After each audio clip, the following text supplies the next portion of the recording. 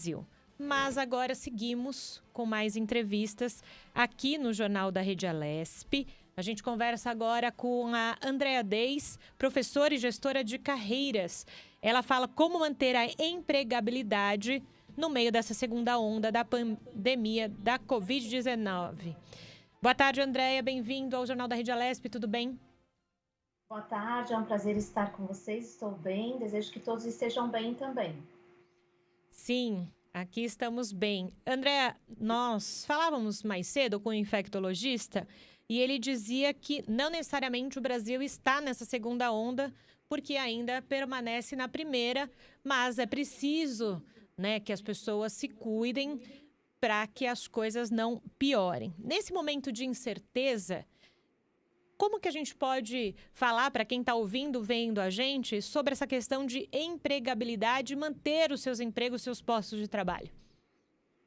Eu também concordo com o doutor, eu acho que mal passamos pela primeira onda para falar numa segunda onda, mas pensando em empregabilidade, o que eu tenho dito muito é que ninguém consegue emprego ou consegue manter o seu trabalho isolado.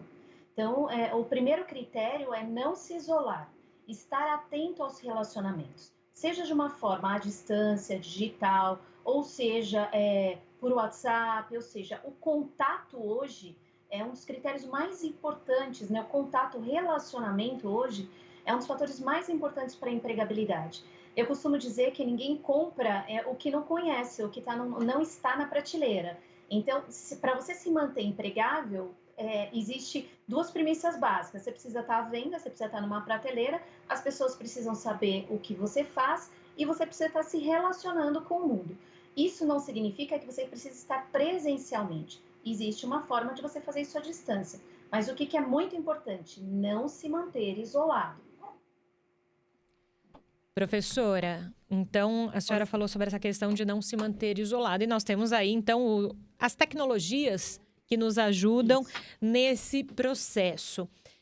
Ficou muito mais latente em vários setores da sociedade esse uso da tecnologia e para o emprego também. Não só pelo uso das plataformas, como nós estamos fazendo aqui essa entrevista com a senhora, mas também desse networking, né? Dessa rede de encontros de profissionais. Gostaria que a senhora comentasse sobre isso. Você sabe que, ouvindo a sua pergunta e esse comentário, né, não tem como falar sobre o assunto sem falar de transformação digital e da pessoa 5.0. Inclusive, o Brasil, né, tem um projeto, junto com o Ministério da Ciência e da Tecnologia, que chama Brasil 5.0, que está extremamente latente e preocupado com essa vertente da transformação digital e essa pessoa 5.0 seria essa pessoa conectada, né? O que acontece? Ontem mesmo eu estava falando com algumas pessoas que estão com dificuldades e as pessoas elas trazem essa dificuldade como um ponto, né? Eu não tenho contato, né?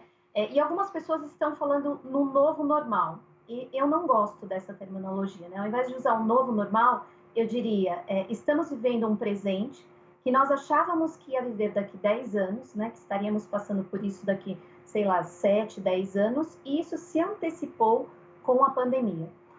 Então, essa nova forma de se comunicar, justamente, né? Se a gente pegar, existem redes sociais, por exemplo, voltadas ao trabalho, por exemplo, o LinkedIn, uma ferramenta importantíssima. Só que existe aquilo, né? Contato, vínculo e relacionamento. Essas redes, se eu for pegar assim, num contexto geral, elas não trariam este vínculo, né? Que seria essa proximidade da pessoa com o eu, mas ela te coloca na prateleira. E a partir do momento que essas redes te colocam na prateleira, você tem como acessar as pessoas ou os tomadores de decisão nas empresas. Então, mais do que qualquer coisa, não adianta falar é um novo normal, é um presente que não volta. E deste presente que não volta está essa lacuna que é a transformação digital e a pessoa 5.0.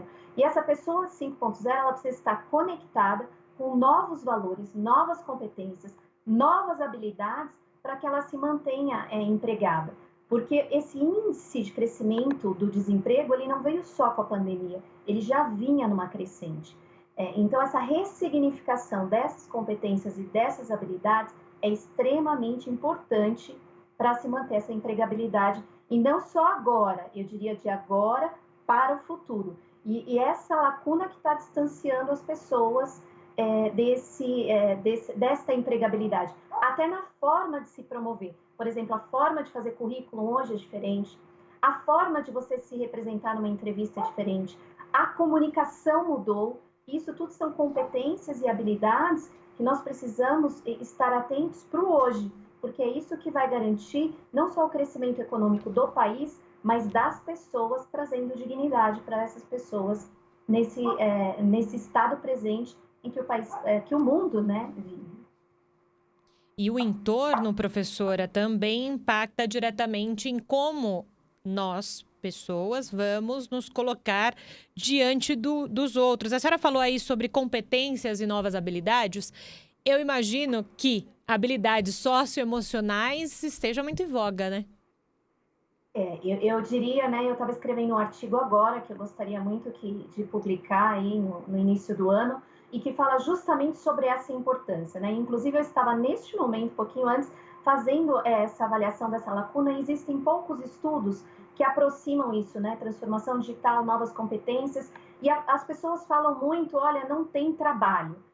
Eu não diria isso, não tem trabalho, eu diria o trabalho mudou, a forma mudou, a abordagem mudou. Hoje ele se apresenta com novas oportunidades, novas formas que demandam de novas competências e habilidades. Então, a forma hoje, se a gente pensar nos sócios, né, nas competências socioemocionais, a gente tem que pensar o quê? Na sociedade 5.0, esses dias me fizeram a seguinte pergunta. Professora, mas qual que é a grande diferença da indústria 4.0 para a sociedade 5.0? Essa diferença que precisa se falar mais é justamente a humanização desta industrialização, dessa robotização. Nós vamos precisar nos destacar do que hoje a tecnologia faz com muita facilidade. O que ela não faz, ela não se cria sozinha, então precisa da pessoa. Mas a gente precisa de pessoas capazes e com novas habilidades para poder fazer com que isso ele gere exponencialmente também novos postos de trabalho. Para isso, as pessoas vão precisar ganhar novas competências e novas habilidades. Então, a comunicação, como eu falei, ela muda. As sócios emocionais, por exemplo, você vai para uma entrevista de trabalho e aí você fala, poxa, estou há 2 anos fora do mercado. Não, não estou há 2 anos fora do mercado, né? O que você fez? Porque provavelmente você fez muitas coisas na informalidade que você não conseguiu constatar. E essa informalidade hoje representa de mais de 55% da fonte de renda no nosso país. Então, essa informalidade, ela é um novo presente. Então, numa forma de abordar, por exemplo, ao invés de eu fazer um currículo tradicional, eu posso fazer um portfólio de talentos. Ao invés de eu me apresentar e de repente apresentar um diploma, um currículo, eu vou vender para as pessoas o que eu sei fazer. Então, qual a minha habilidade? Como eu posso atender uma necessidade hoje? Então, essa comunicação mudou e a gente precisa falar mais para reposicionar essas pessoas resgatarem a dignidade que é merecida por cada um de nós. E essa sua fala, professora, é muito interessante no sentido que as pessoas precisaram também olhar um pouquinho mais para elas e entender quem eu sou no meio do trabalho, no meio do campo de trabalho, na minha empresa, no meu setor de atuação, porque muitas vezes as pessoas não conseguiam responder, e eu digo por mim também, quais são suas habilidades? Se alguém te pergunta isso de bate-pronto, às vezes as pessoas não sabem dizer ou não sabem se colocar. E me parece isso, né? Você, nesses meses, além de ser tecnológicos, de olhar para si e entender quem eu sou no meio do trabalho. Quais são as minhas qualidades e quais são os meus defeitos e como as minhas habilidades podem ajudar nesse momento o processo todo. Não sei se eu faço a leitura errada, mas me parece ser um pouco isso. Você me arrepiou agora, me deixou emocionada, porque nós somos criados, principalmente em países em subdesenvolvimento, para fazer coisas e não para ser. E o que você disse é exatamente isso. Nós somos condicionados a entregas, a deliveries, a fazer coisas, a cumprir regras, e não a buscar autonomia. E pode perceber que sempre que a gente, às vezes, quer exteriorizar e falar, olha, eu sou assim, eu sei fazer isso, as pessoas tinham uma leitura como, você é prepotente, você, né? E não é isso, né? Hoje, cada vez mais, se pega, não me importa o que você faz, porque cada vez mais a tecnologia vai fazer o operacional. Então, cada vez mais vai se demandar essa inteligência do que você é. E isso que você falou, eu entro em sala de aula, né? Adoro dar aulas. E o maior conflito que eu tenho com os meus alunos é quando eu pergunto qual o seu talento. O que eles me respondem? O currículo deles. Olha, eu me formei nisso, eu faço isso. Eu falei, eu não estou perguntando o que você faz, ou o que esse mundo, como você disse no início da entrevista, né? Ou o que esse mundo externo falou para você fazer. Eu estou te falando qual o seu talento, qual a sua habilidade, aonde você faria com o menor esforço, você teria o maior resultado. Mas nós não fomos criados para ter autonomia, né? A gente não foi criado, a gente foi criado para obedecer ordens, né? Para cumprir tarefas, para estar no operacional. E hoje esse operacional cada vez mais vai ser feito pela transformação digital, ou seja, pelo computador, pela robotização, pela industrialização. Por isso que demanda dessa troca do pensar agora. Não é mais só o que você faz, é o que você é, né? Qual o seu talento? E essa pergunta, eu diria que é o mesmo quando a gente pergunta para as pessoas qual é o seu sonho.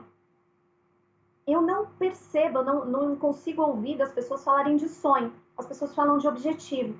Aí eu falei, não estou te falando qual é o seu objetivo, qual a sua próxima meta, qual é o seu sonho. O porquê? Porque geram muros ao invés de pontes. Porque se você coloca um objetivo e ele é muito difícil, já começa a se esbarrar. Agora, se eu vou no sonho é permitido errar. Então, eu ganho mais suficiência, eu ganho mais independência para seguir. Isso é importante, gerar autonomia em cada um de nós, né? E baixando o julgamento. Não me importa mais, porque com esse avanço das redes sociais, também isso intimidou muito as pessoas. Então, as pessoas elas começaram a ter medo de se expor pelo julgamento. Então, faça, simplesmente faça. Hoje eu costumo dizer, quer dar dislike, faça o que você quiser. Porque o que eu quero é fazer. Eu quero ser eu e poder mostrar o meu talento. Isso vai agradar algumas pessoas e não vai agradar outras pessoas. Sim. E isso é o nosso presente. Nós estamos falando de um lado do empregado, vamos dizer assim, das pessoas, né? Pessoa física, vamos dizer assim, professora. Sim. Do outro lado, as empresas, elas se tornaram mais empáticas, se é que esse é o termo, né? Elas têm tido mais empatia com os seus funcionários nesses últimos tempos, porque muito se ouve falar de engajamento e conexão, e são duas coisas diferentes, né? Eu diria que algumas empresas, né, as que não entraram ainda, né, não entenderam, estão começando a entender. Fiquei muito feliz com os noticiários que eu vi recente de duas grandes empresas aí do mercado e que eram tidas como empresas voltadas a resultado e que mudaram a sua diretoria de RH, contratando pessoas, né, uma nova diretora para lidar e inclusive uma nova posição para lidar com inteligência emocional e desenvolvimento, porque as empresas têm departamento pessoal, RH administrativo, e tem um outro equívoco que me faz lembrar a sua fala, né? As empresas adestram, elas não treinam. Adestramento é diferente de treinamento, né? Então, hoje, né, com tudo que está acontecendo nessa transformação digital, se a gente pensar nessa pessoa 5.0, ela está sendo exigida disso algo que não foi lhe ensinado. Aí é que tá. Então, se ela está tendo empatia, eu diria algumas perceberam a necessidade, até para crescerem, porque muitas estão saindo do mercado. Por quê? Porque o público que compra, digamos, o consumidor, o ouvinte dela, ele pede isso. Isso é uma necessidade hoje de engajamento para que elas continuem vivas. E hoje, se não tiver isso, essas empresas vão acabar simplesmente se desfazendo, perdendo a sua essência. Que essencialmente hoje essa transformação cultural é importante para a evolução econômica e social, não só do país, mas do globo, se a gente pensar, né? Então, isso, se as empresas estão tendo mais empatia, algumas sim. Outras estão demorando a entender. Então, estão tendo altos custos de transação, ou seja, alto esforço para baixo resultado e continuam achando que precisam dar tarefas. Dar tarefas não significa ter pessoas engajadas. Dar tarefa significa que alguém vai cumprir uma ordem, mas não que ele sabe o porquê ele está fazendo. Que hoje não adianta você ser 100%. 100% é pelo que você está sendo remunerado. Hoje, o diferencial da pessoa na empregabilidade é você ser 110, 130. E não significa fazer mais. Significa olhar mais, ouvir mais. Ou seja, além do que eu te peço, o que você é capaz de me entregar. Então, você tem uma visão maior, você tem uma audição maior, e com isso você vai ter uma contribuição muito maior, principalmente no estratégico. E, Andréa, Nós estamos falando, então, dessa pessoa 5.0, né? Falando das novas gerações.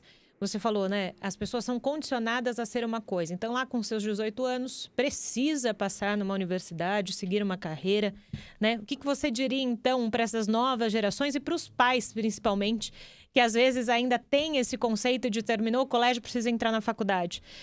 Eles precisam ter mais experiência de vida, né? Você sabe que o meu doutoramento é justamente em cima disso, e eu tenho um projeto.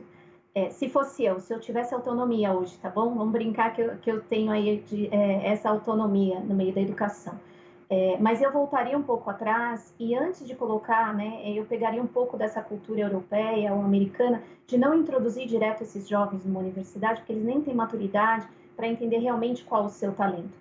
Então, de repente, uma grade no meio disso que faça com que eles desenvolvam esses talentos, ou seja, que ele perceba o que ele pode ser bom antes dele escolher. Então, essa ansiedade do pai, da mãe, do jovem, faz com que hoje a gente tenha um índice gigante de pessoas que são infelizes nos seus postos de trabalho. A gente tem um outro índice muito grande de pessoas entre 40 e 50 anos mudando de áreas, porque nunca foram felizes nas que estiveram.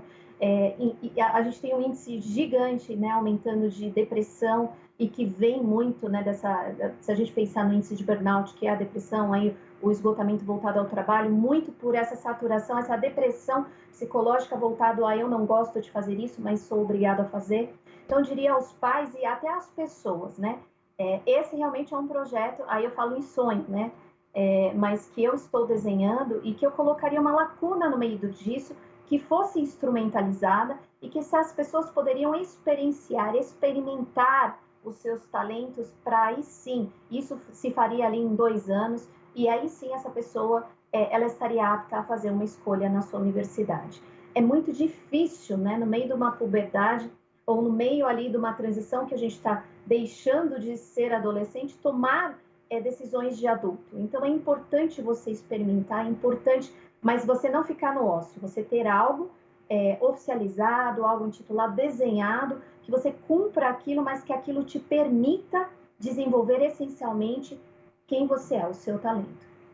Perfeito. A professora Andréa Deis, gestora também de carreiras. Agradeço a sua contribuição hoje ao Jornal da Rede Alesp. Muito obrigada. Bom dia. Bom dia, foi um prazer estar com vocês.